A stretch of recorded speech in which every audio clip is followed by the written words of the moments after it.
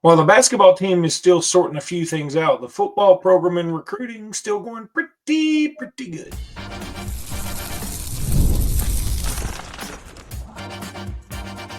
You are Locked On Bama, your daily podcast on the Alabama Crimson Tide, part of the Locked On Podcast Network, your team every day.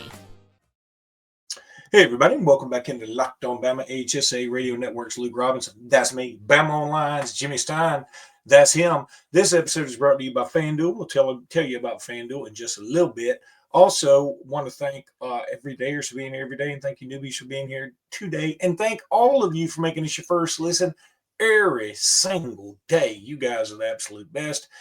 Jimmy and I do love it when people just come up to us and see us at games and talk to us. Y'all really are cool. So, few guys at basketball game for me. I'm sure it was for you too, and appreciate everybody that said hello. Yeah, it really is cool. We love it. So just y'all do that. Y'all keep that up. We dig it.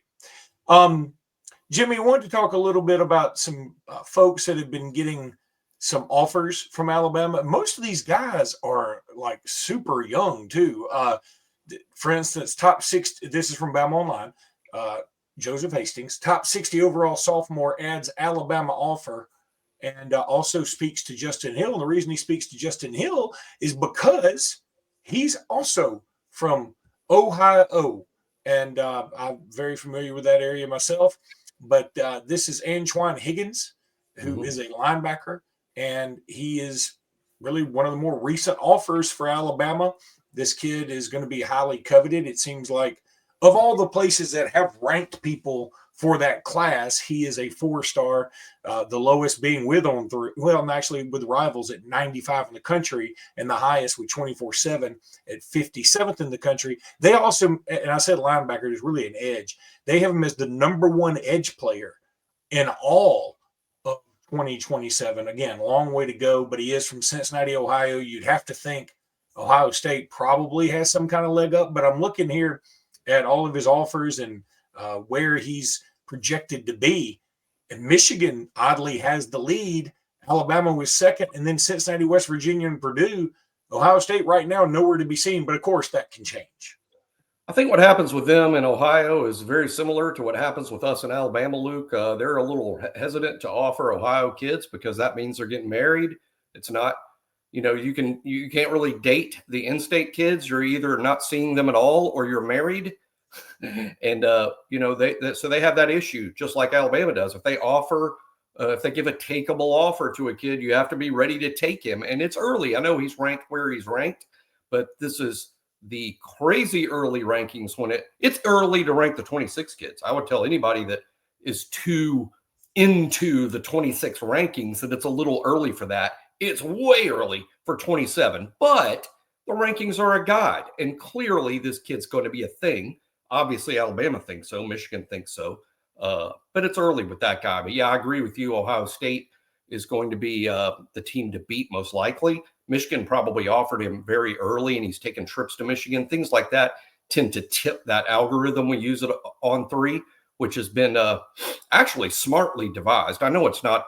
The further out you get, the less accurate it's going to be, obviously. But the closer you get to a commitment, the more accurate it is, because it's got this history of looking at first to offer, visit, how many unofficial visits, how many times a coach has come see you. It tracks all that stuff, with the biggest thing being insiders' predictions on what a kid's going to do. But the algorithm it's worth paying attention to. Just no one needs to look at it like it's definitive or a science. It's basically just a best guess based on the information that's out there. It is funny. I think more and more people do want it to be a science, though. I know some people don't like him, but I enjoy watching him, and that's Bill Maher. And I always love his last little I don't know, soliloquy. There's this thing called New Rules at the end, and he was talking about how it was about 12 years ago that movie Her came out, where what's his name was sort of dating his phone or whatever. Joaquin Phoenix, yeah.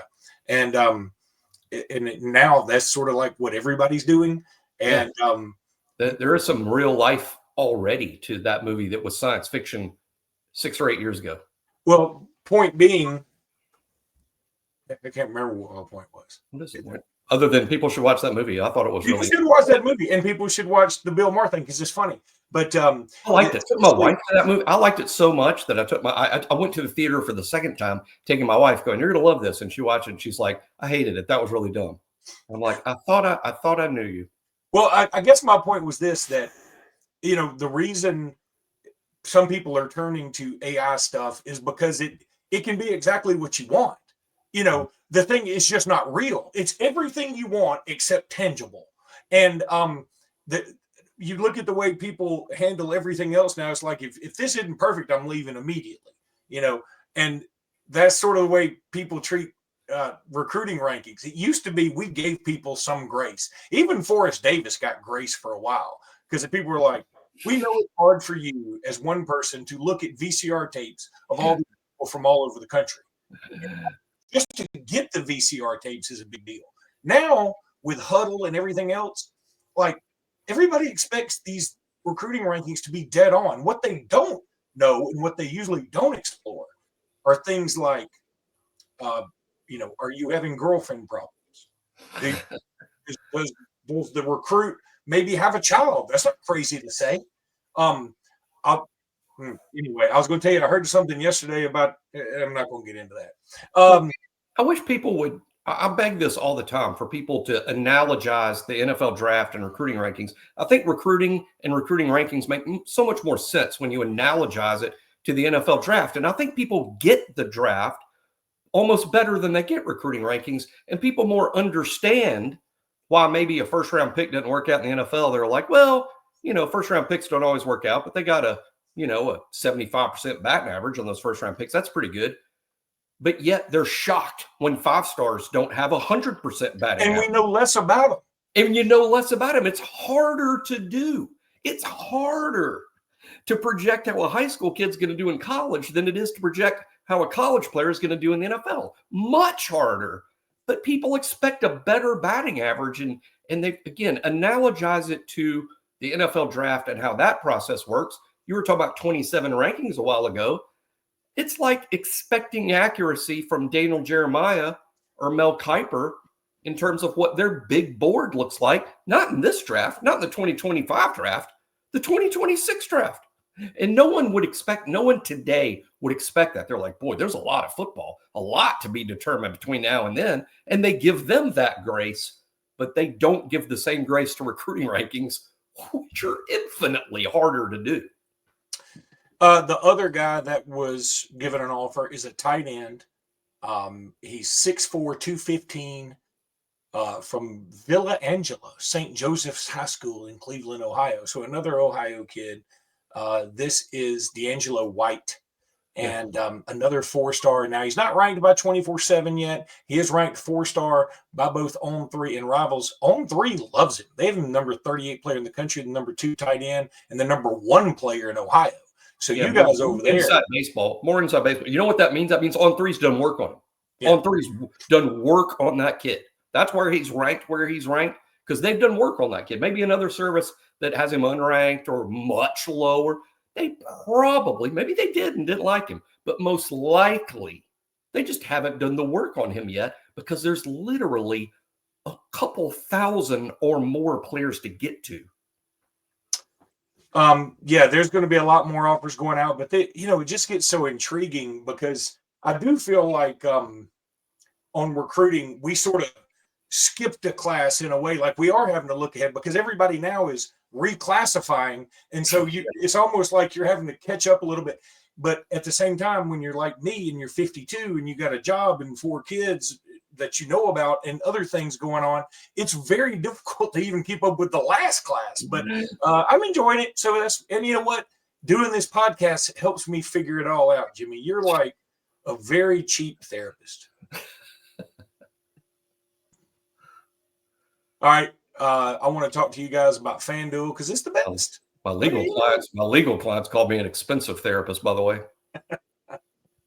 When the game tips off, the NBA action is just getting started, and there's no better place to get in on it than FanDuel, America's #1 sportsbook. With FanDuel, you can place live bets throughout the game. So even if you missed the opening tip or you want to bet on a fourth quarter comeback, you can stay in the action. And if you're looking for a bigger payout, baby, you can even combine your live bets into a same game parlay. They capitalized same game parlay for me to read that. That's how important that is. The app is so easy to use, and when you win, you get paid instantly. Right now, new FanDuel customers can get 150 smacks and bonus bets if your first $5 bet wins. Can you believe it? I'm sure you can't. Just visit FanDuel.com to join today, and then you will believe it. That's FanDuel.com for your shot at $150 in bonus bets. Make every moment more with FanDuel, the official sports betting partner of Jimmy. Tell them The NBA. So I'm glad you knew that.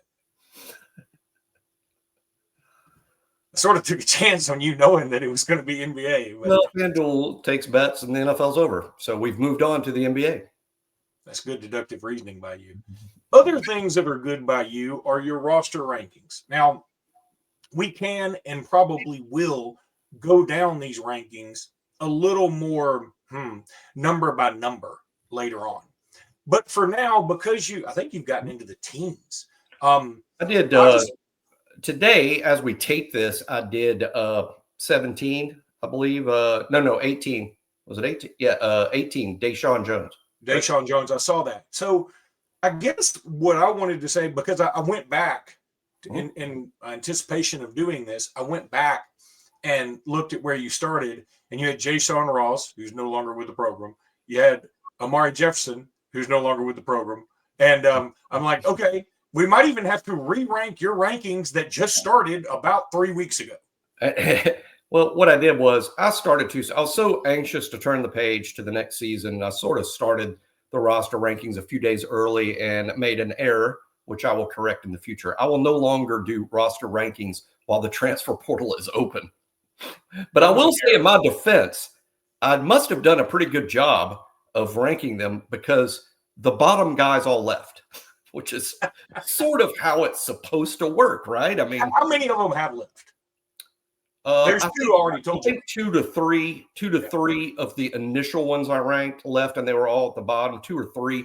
So then I paused it. I paused the rankings until the transfer portal closed for entry, and then I restarted it. I think with Will Sanders is about where I re-ranked and restarted with Will Sanders, who was right about 59. And then I picked up with Will Sanders.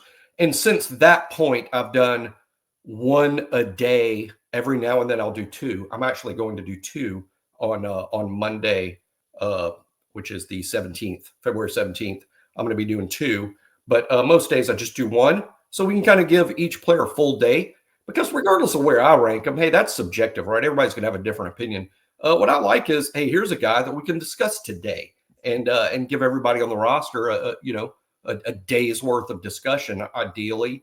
And because it is a good roster. And doing this, by the way, I do it for the readers at BOL and for people that listen to Locked On. I do it for y'all, but really it's a big thing for myself. I feel like I learn the roster really well. And where is Alabama good? Where does Alabama need help? Where does Alabama have depth? Where is there a problem with depth? You learn a lot about where you are. And of course, we will re-rank after we see spring practices.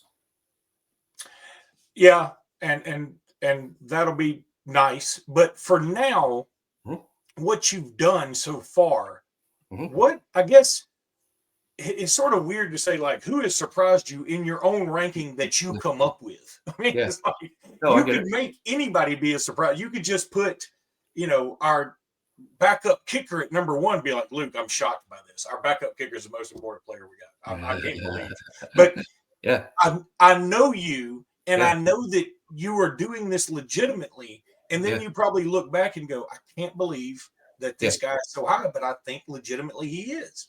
Yeah, no, heck, I mean, it's a great question. It literally happens when I do the rankings. I mean, I can, how I do them is just, I literally go over them player by player, and it takes 2 or 3 days because I think through it. And then frankly, sometimes I re-rank as it goes on because I just change my mind about something. But having Daeshun Jones, who was 18 in the rankings, I never thought before I started the rankings that I would opine that Daeshun Jones is the 18th best player on this team. But I believe that he is, based on what we've seen so far. And here's why, Luke.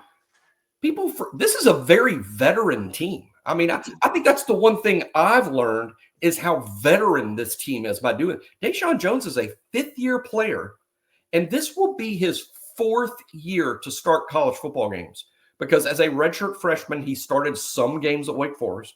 As a redshirt sophomore, he was a full-time starter. And then this past year at Alabama, his redshirt junior year, he only started once, but he played significant snaps. But he did start a game, so you can say that he's started college football games for the last 3 years, and now we're going into year 5 for him. This is a very veteran player. And I think being a veteran player is so important in terms of your eyes. So many defensive guys say, Luke, a lot of defensive coaches say, and I've heard Nick Saban say this, and I'm sure it's where I'm getting it from. Nick Saban said, you play defense with your eyes first. And when you're a fifth-year player, and Alabama's even got a 6-year linebacker in Nakia Hill-Green, when you're a fifth-year player, you've seen a lot with your eyes. You've seen a lot, not just in practice, but in games, on film. That experience is just vital. And I think we underrate it, in terms of experience. But Daeshun is a fifth-year player. He will be in his 4th year starting games. He's the favorite to win the Husky spot. But I say all this to hype Daeshun Jones, and I end my piece about Daeshun on BOL. I end it with, but watch out for Ivan Taylor, who is no experience and a true freshman, but I believe is ideal for that Husky spot because I would call Ivan Taylor a cover safety. He's a safety by build, by experience. Dad was an NFL cornerback. Ivan's got some corner in his blood, but is a safety. I like him at Husky. And yes, Daeshun's got all that experience and all that age. But boy, Daeshun, you need to play well because Ivan's coming. Ivan didn't come to sit. Yeah, I said it about the event I went to a week ago today as this podcast comes out. There were 2 players. All the coaches came up and spoke. By the way, Courtney Morgan got the biggest ovation when he got up to speak. Those are fans that pay attention to recruiting. Our fans follow recruiting. That's how they know that that's the new world, right? Like everybody wanted the GM, But anyway, the 2 Keelan Russell and Ivan Taylor were the 2 names that just kept coming up, and you can tell it. The coaches had a twinkle in their eye every time they brought their names up. Those 2 are going to be dudes. And here's the other thing. I like what you're saying in the sense that it's a veteran team. I think it's a veteran team, especially on defense. And that works out great. I'm big into teams getting in a groove of scheduling groove, roster groove with leadership and experience in certain areas, while the other areas can play catch up a little bit. For instance, I'm good with the defense next year being our senior leaders or our experienced leaders, and they can allow for the offense to get its feet under it. Whether it's Ty Simpson, Keelan Russell, Austin Mack, whatever, we can, whoever the new running back is, we can allow the offense maybe to make a few mistakes while the defense holds the fort down. And then when the offense finally catches up, it's Katie bar the door. But then the next year, we lose a lot of that experience on defense, but we'll have an experienced quarterback, and that may make up for it. Check out that, the middle of your defense, your inside linebackers, that's the quarterbacks of the defense, right? I mean, they're the ones right in the middle. They make the line calls. There's no more position where you need experience, I think, is right there in the middle at inside linebacker. Alabama's going to play 3 guys. I wrote up Justin Jefferson, who I ranked at 19 on Saturday. Check this out. Who else has this? Not just – these are pretty much all-star players. At least 2 of them are. Deontay Lawson, 5th-year senior. Justin Jefferson, 5th-year senior. Nakia Hill-Green, 6th-year senior. That's the middle of your defense. And that is vital when you say, wow, that's amazing, just that one spot. The nose guard right in front of him, Tim Keenan, 4th year. He's a 4th year or 5th year guy. I haven't wrote him up yet. He'll be in the top 10, spoiler alert. But Tim Keenan is a 4th or 5th year guy. He's at nose guard. The safeties in back, Keon Sabb, a redshirt junior. Bray Hubbard, a year younger, but as we know, he started games through half last season. He's experienced. There's the middle of your defense. The least experienced guys, Bray Hubbard. Everyone listening to this show is excited about Bray next year. So the middle of this defense, very experienced, physical guys, good players. And that's another thing I think the roster rankings have shown us, because all these guys, by the way, are very high in the rankings. Like I said, Keenan's going to be, right in that 10 area. And I'll look it up. I doubt any nose guard in this league has played as many snaps as Tim Keenan has in the SEC. What's that old joke the comedian said? The one thing that he loves about getting older is he can hide his own Easter eggs.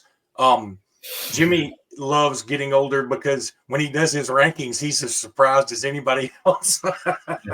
There's a guy, I'll give him a shout out. He posts under his own name. So I'm not Jim Norman posts under his own name on BOL. One of my favorite things about the rankings is Jim's a big fan of the rankings. And I so appreciate Jim pours over them every time I put them out. And then Jim's got this big post at the end of the rankings about the rankings and how they change from the past and the things he noticed. And half the time, I can't wait to the end to read what Jim Norman writes about my own rankings, because I learn more from him than I do from myself. Well, I just have this mental image of you going, I wish Jimmy would quit being so lazy and finish up his rankings so that Jim could critique Jimmy on his rankings, and then I'd know what's going on. It's extremely serious about what's happening. All right, this is going to be what's known as the random portion of the podcast. Just a few things. Our buddy Zach Blackerby, who I did a crossover with before the Auburn game, and we were texting a little earlier today about something, and Zach is much younger than you and I, and apparently I didn't know this. I want to let everybody out there know this, that if you just reply to somebody and you want to say okay, but you're just too tired to type out okay, and you just type out K, like I've done a gazillion times in my life, that is apparently a no-no in the young people's texting world. Really? That's like you're basically insulting them, like, oh, you don't have the energy to do okay, or you're supposed to do KK or something like that.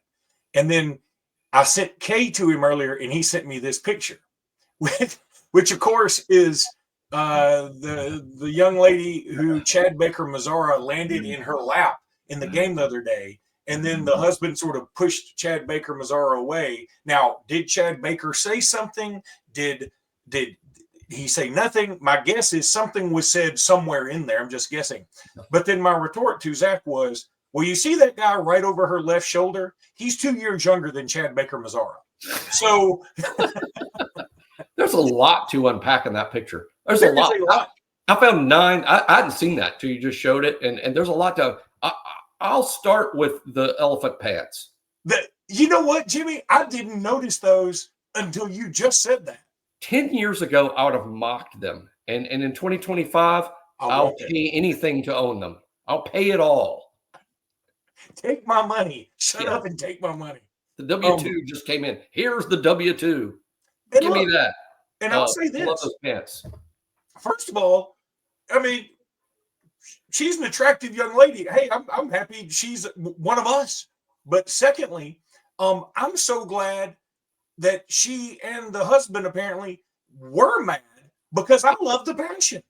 The people behind them. If it was normal Alabama basketball and everybody was like this, everybody just would have done like a weeble wobble and fell down. Yeah, so, grandparents behind him. Grandpa was clearly, looked to me, offended by whatever Chad BM was saying, as I call him, Chad BM. You think he said he's clearly offended? I'd be in way much more trouble with Zach calling him Chad BM. But Chad BM will get you in trouble. Yeah, Granddad was offended. Grandma was looking at the husband down below. Grandma's looking, going, "You shouldn't put your hands on a player." Yeah. Grandpa is going, "What did he say? Yeah. What did you just say? What I think you said?" And of course, the super offended party there is the funniest thing. I mean, I'm just telling you, there's a lot to unpack there. We could do a whole show on that photo. Maybe that's not right after Chad Baker Mazara landed in their lap. Maybe she asked the guy with the elephant pants, how much were those? And he told her some astronomically low price. And she was like, can you believe it? Jimmy Stein will pay $1,100 for these pants. And that's the face that she made. Jimmy Stein's offered me $1,100 for these pants. And that's the face. Also, kudos to the baseball team. Sorry for everybody listening by podcast and didn't have the video. No, by audio, yeah. They have no idea what we're talking about. But y'all know, y'all seen it. I mean, I'd obviously not seen it. Now, whenever I go to Tuscaloosa for games, I got to turn around and drive the next day. So I'm sort of away from the world for 5 hours. And we have a couple of mandatory stops to make. And it ends up being like a 7-hour thing. But anyway, so there's a lot I haven't seen. We did lose the game, right? Yeah, we did. We ended up losing. But apparently, and again, Chad Baker Mazara did land in the guy's lap. Now, could he have prevented that? I don't know. Did he say something? Maybe it sure looked like I couldn't even see his face, see if he said something, but the guy seemed to be upset. And then I think the woman got upset. I don't know what was said. Regardless, it was just kind of it's just wild. It's so Iron Bowl-ish. That's why our rivalry's the best right there. Like, people can say, look, I'll go say this again. Don't throw stuff on the court, especially when we're doing well. If Auburn was on some gigantic run and people threw some stuff on the court, I'd still say don't do it, but at least I'd kind of get it. The students threw stuff on the court when we were on a run. What are you doing? Now, I don't want that. But if an Auburn player lands in the lap of an Alabama fan, I feel like there should be some jawing, and vice versa. He may have said, he obviously hit Grandpa. Grandpa got excited about what he said, but he also could have said something like, as soon as he landed in her lap, he could have said, I don't care what y'all are doing. I'm still calling it the Gulf of Mexico. And then he would have gotten that response. Well, it could have been that and not something with F's and other letters. And like Auburn that. people, don't act like y'all don't do it too, because who is it? Marshall Henderson, the kid from Ole Miss. Remember when he went up to like all those people and was like doing his Ole Miss jersey when they beat him? Lot to unpack in that photo. There's a lot to unpack on that. But my point is, it wouldn't be an Alabama-Auburn game if some fan didn't have some kind of interaction with some player. And I'll say it for the 1,000th time. That's why our rivalry's the best. Yeah. Duke and North Carolina don't have a lot of that junk. I didn't care for our students' chants about Auburn. I didn't care for it. Neither did Luke, because we're old. We're old. And I didn't care for some of the chants that were coming from the Alabama. But between throwing stuff on the floor, Nate having to talk to the crowd, the chants from the student section, and that scene that we just saw there with the photo, does anyone for 1 second don't think the exact same thing's going to happen at Auburn in March when we play over there? They're going to behave extremely similarly. It's going to look the same. It's just all reversed. It's flipped. It's different colors. But I'll say this too, that I am happy that there was a lot of passion. Again, I've been clamoring for it. I can't stand up here and be a hypocrite. And when we go one toke over the line, sweet Jesus. And isn't that a song? Not that I listen to on my one Spotify. Toke over the line, sweet Jesus. Isn't that a song? I don't know your marijuana music. You goofy hipster doofus. That's what Kramer was. But what I'm saying is, I'm not going to sit up here and complain that we were too passionate when I've been begging us to be more passionate. We've got to find out where the sweet spot of the passion is. That's all. But one other thing, kudos to the baseball team going 3-0.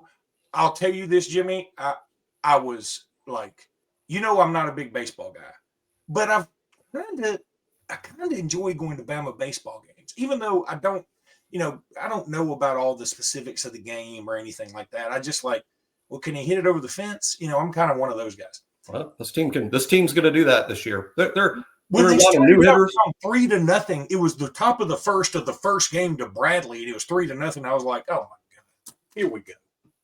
And then then Alabama scored like 40 runs over the course of the weekend. Yeah. So we made up for it. I'm just saying kudos to them because, hey, 3-0 is 3-0. In baseball, I've learned this. If you just win 2 out of 3 every series, everybody's happy. 66% makes the world go round in baseball. Well, the thing is, and this is different, baseball is different in this way than basketball and football. There's a lot of good baseball players. There are guys that will never play one inning of minor league baseball who are great baseball players. They're very good. You can stick a pro pitcher out there, they will get base hits. There's a lot of good baseball players. That's why winning these midweek games is tough. There's a lot of good players. It's not like football and basketball where there's fewer really good players. Yeah. I mean, it's 100%. But I just look. We're not going to talk a ton of baseball here. I do need to say a couple other things. I told some people I would give shout outs. I know there's a Donna Minter that I didn't shout out, and I was supposed to shout out a while back. And I'm sorry, Donna. I hope you're still listening and you hadn't given up on us. But I met somebody at that event, and they said, "Hey, we want you to give a shout out to Donna Minter." And then there's somebody else I'm supposed to shout out, and I'm trying to find it right now. And here we go. It is Danny Ward. Danny, you're a great American, and we appreciate you. We hope to see you. Jimmy hopes to see you down near the Gulf of America sometime. And we understand you are a lifetime Gump. And Danny Ward, superhuman being, to my knowledge, based on this text I got. And you know I believe all my texts. We make snap judgments like the recruiting ranking people. That's Danny Ward, 5-star. 5-star. All right, that's going to do it for today's show. We'll be back tomorrow with more. Until then, roll tide, everybody. Roll tide.